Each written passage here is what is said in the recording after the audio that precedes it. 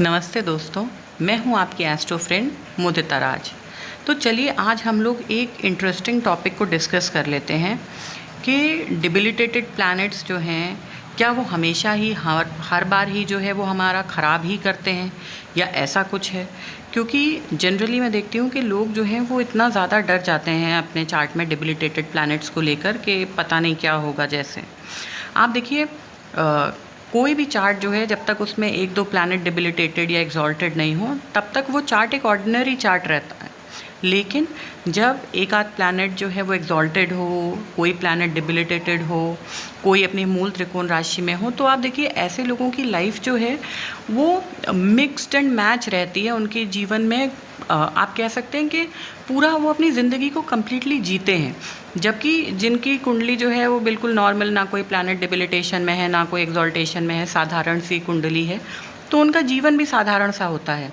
आप देखिए जो लोग नीचे से उठ के ऊपर गए हैं उनके चार्ट्स उठाइए और देखिए कि उनके चार्ट जो है उनमें डिबिलिटेशन में और एग्जॉल्टेशन में कितने प्लैनेट्स हैं। क्योंकि देखिए अंतर क्या होता है एग्जॉल्टेशन और डिबिलिटेशन का, कि जो एग्जॉल्टेड प्लैनेट होते हैं वो आपको अहंकार देते हैं, ईगो देते हैं कि मुझे तो ये चीज़ आती है, मैं इस चीज़ में बहुत अच्छा हूँ। लेकिन जो डिबिलिटेटेड प्लैनेट्स होते हैं वो आपको एक तरीके की इनसिक्योरिटी और एक इन्फीरियरिटी कॉम्प्लेक्स देते हैं कि मैं कैसे कर पाऊँगा, मैं कर पाऊँगा नहीं कर पाऊँगा। फिर जब आदमी उस चीज़ के लिए मेहनत करना शुरू करता है और उठना शुरू करता है, आप ये समझ लीजिए कि डिबिलिटेटेड प्लैनेट आदमी को स्क्रैच से शुरू करवाता है, बिल्कुल ज़ीरो से स्टार्ट करवाता है, लेकिन बहुत ऊंचाइयों तक लेके जाता है।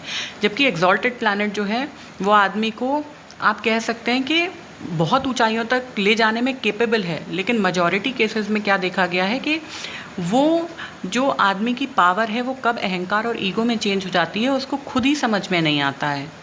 तो चलिए हम लोग अपने पहले चार्ट से शुरू करते हैं। तो पहला चार्ट मैंने लिया है सौरव गांगुली का, जो कि हम सभी जानते हैं कि हमारी इंडियन क्रिकेट टीम के कैप्टन रह चुके हैं और बहुत अच्छे क्रिकेटर और बहुत अच्छे कप्तानों में गिने जाते हैं।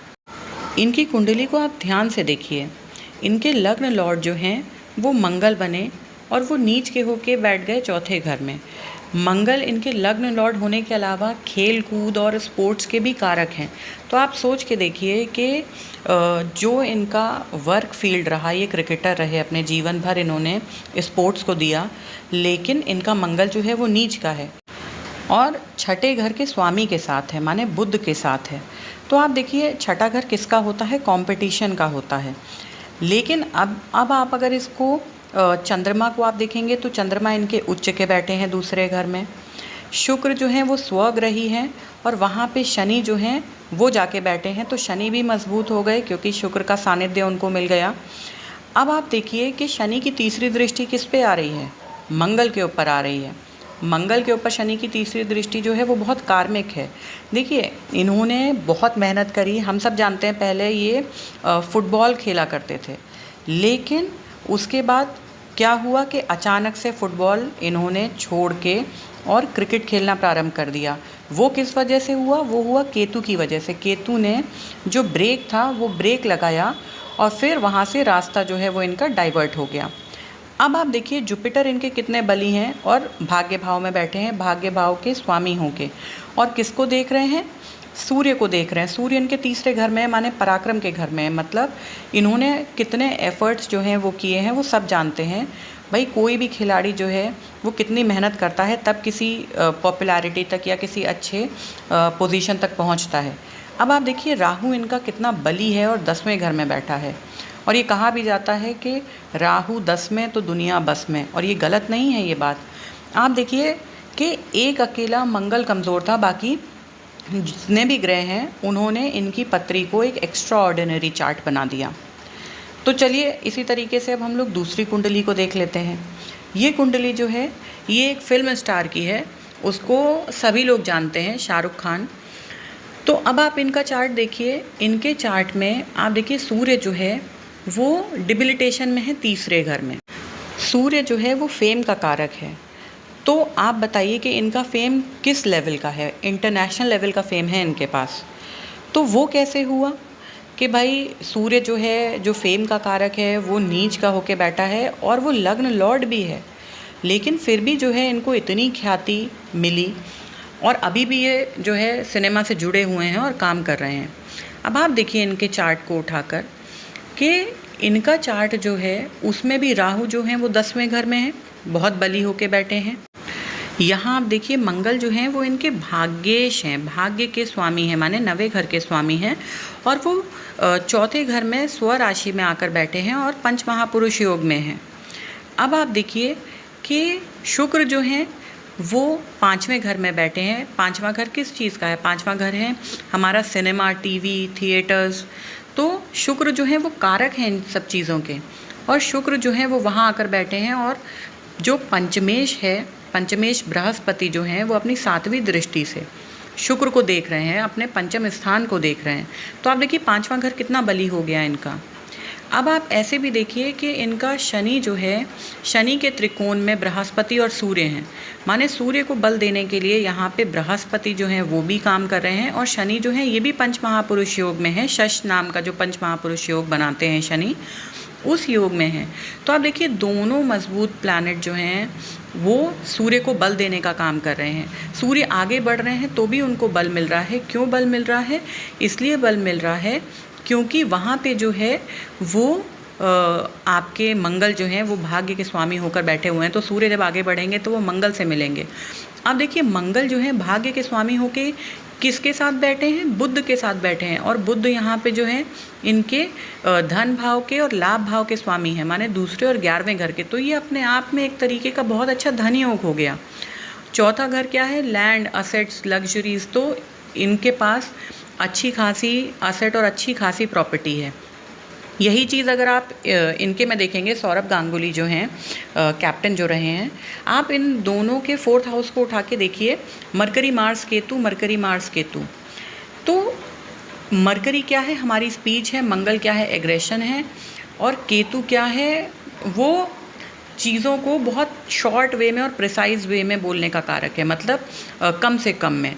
तो आप देखिए इनकी स्पीच जो है, इनकी स्पीच की वजह से कई बार ये लोग कंट्रोवर्सीज़ में पड़ चुके हैं, चाहे शाहरुख खान हो, चाहे सौरभ गांगुली हो, ये अपनी स्पीच की वजह से कई बार जो है कंट्रोवर्सीज़ में घिर चुके हैं।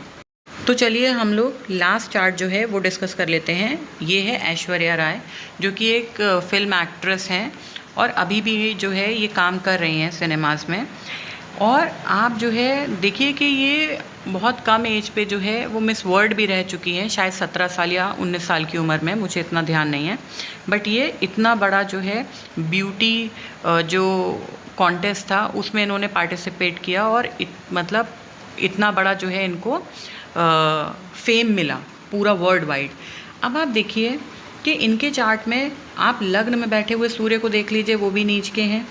चौथे घर में बैठे हुए जुपिटर को देख लीजिए, वो भी नीच के हैं। तो अब देखिए जब केंद्र में ही 2-2 नीच के प्लैनेट आ गए तो इनके चार्ट में इतना फेम और इतना जो है प्रॉस्पेरिटी कहाँ से आई? तो देखिए सबसे पहली चीज़ क्या है कि केंद्र में आने के बाद जो है कोई भी प्लैनेट जो है उसकी जो अशुभ स्थिति होती है या अशुभ कंडीशन होती है उसमें थोड़ी कमी आ जाती है, क्योंकि केंद्र और त्रिकोण जो है ये शुभ भाव होते हैं। लेकिन चलिए हम और भी चीज़ें डिस्कस कर लेते हैं।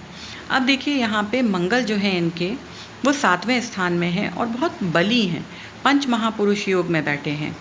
अब इनका सूर्य भी अगर आप देखें तो सूर्य जो है वो शनि के त्रिकोण में है, और जो है शनि के त्रिकोण में होने की वजह से इन्होंने फेम या ख्याति पाने के लिए बहुत जो है मेहनत करी है। इसी तरीके से हमने इसके चार्ट में भी देखा था, शाहरुख खान जो है उनके चार्ट में भी देखा था कि नीच के सूर्य जो हैं उनके त्रिकोण में शनि जो बैठे हैं पंच महापुरुष योग में, वो उसको बल दे रहे हैं। जैसा कि हम सबको पता है कि शनि जो है वो हार्ड वर्क के कारक हैं, तो इन सब ने अपनी लाइफ में बहुत हार्ड वर्क किया है, उसके बाद ये चीज़ अचीव करी है। अब जहाँ तक बात है इनकी खूबसूरती की, तो आप इनके तीसरे घर को देखिए। तीसरे घर में क्या है? मून है, वीनस है और राहु है। तो मून और वीनस दोनों फेमिनाइन एनर्जी हैं और ब्यूटी का कारक हैं, और राहु क्या है? राहु उस चीज़ को और ज़्यादा बढ़ाने का काम करते हैं, मतलब जो उनकी फेमिनाइन जो एनर्जी है उसको और ज़्यादा बढ़ाने का काम राहु करते हैं। देखिए जो 5th लॉर्ड है, जो कि सिनेमा और एक्टिंग के कारक हैं, वो 5th लॉर्ड इनके बनते हैं शनि, और वो जो है वो किसको देख रहे हैं? वो इनके लग्न लॉर्ड माने शुक्र को, और दशमेश माने जो 10th हाउस के लॉर्ड हैं चंद्रमा, उनको, और वहाँ पे कौन बैठे हुए हैं, राहु। तो आप देखिए कि जो पंचमेश है उनका इन तीनों ग्रह पे इफ़ेक्ट आ रहा है। और सैटर्न, वीनस, राहु ये तो अपने आप में बहुत अच्छे धन का, बहुत अच्छे पैसे जो हैं अर्निंग का योग होता है। और अगर हम ऐसे देखें तो मंगल के त्रिकोण में भी ये तीनों ग्रह जाते हैं, और मंगल क्या है, वो एंथुजियाज्म, वो करेज, वो पराक्रम इनको देता है कि ये आगे लड़ सकें और आगे बढ़ने का या कंपटीशन में आगे आने का जो है वो साहस कर सकें। सो आई होप मेरा ये वीडियो आप लोगों को अच्छा लगा होगा। और अब आप भी अपने चार्ट्स में देख सकते हैं कि आपके नीच के ग्रह को ऐसे कौन से ग्रह हैं जो बल प्रदान कर रहे हैं या आपके चार्ट को मजबूत कर रहे हैं। तो हम लोग जल्दी ही मिलेंगे अगली वीडियो के साथ। तब तक आप लोग इसी तरीके से मेरी वीडियोस को लाइक कीजिए, मेरे चैनल को सब्सक्राइब कीजिए। हम लोग जल्दी ही मिलेंगे नई वीडियो के साथ। धन्यवाद।